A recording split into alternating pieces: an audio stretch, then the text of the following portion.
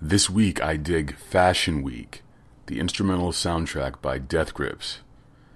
It's their latest project, and like every other project they put out, it came out of nowhere, fell into my lap without any previous notification. I don't know that anyone was expecting to hear anything before Jenny Death.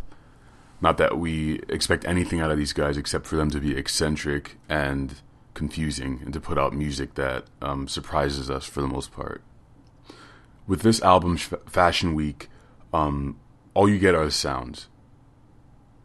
You can only focus on the beats, the synthesizers, which I assume Flatlander had a huge part in creating. And it was interesting to to not have MC Ride or really obvious live sounds of Zach Hill's drums. Like I assume the drum kits and everything were influenced by Zach Hill, but then again, I don't know.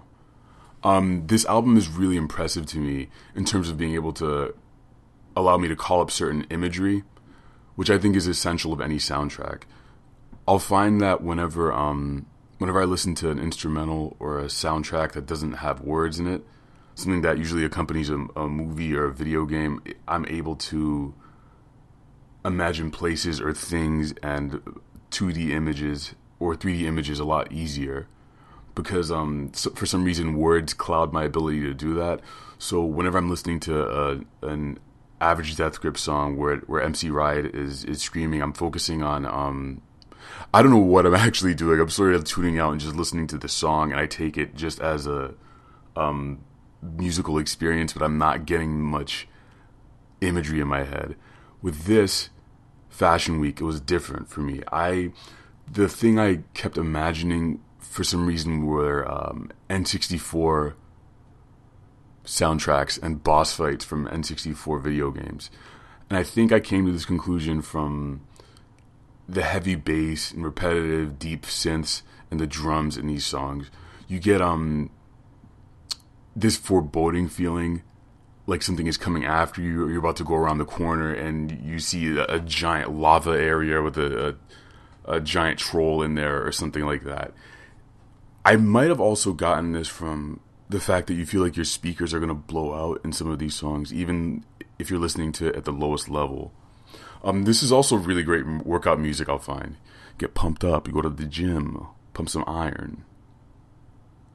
And it's great because you don't have anyone telling you anything or telling you their interpretation of the song through lyrics, so you imagine whatever it is you're going to imagine. This album, Fashion Week, sort of punctuates the fact that as disjointed as a normal Death Grip song seems, there are standards like melody, beat, repetition, and structure in the instrumental portion, in the music. This album is definitely a lot more catchy and accessible than their previous work, probably because the lyrics are gone. And you take away those few layers of complexity with MC Ride's lyrics and his delivery, which can be very jarring sometimes with him just screaming in your ear. So, was this album actually made for a Fashion Week? I have no clue. Who's the chick on the cover?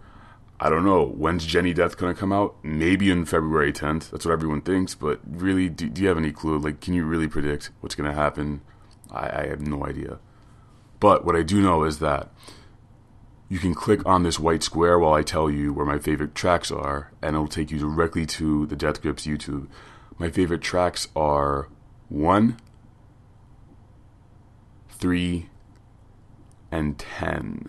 Click that square to go check those out. You can download this album for free from thirdworld.net. You can get it from their YouTube. I'll leave all those links in the show notes below. Let me know what you thought of this. Let me know when you think Jenny Death is going to come out, and hopefully that dumb Jenny Death when meme will die. And I really hope they do get back together to do a tour or something like that. That'd be nice, so I can go see them at least once before they bury all their music forever and go live in a volcano or something.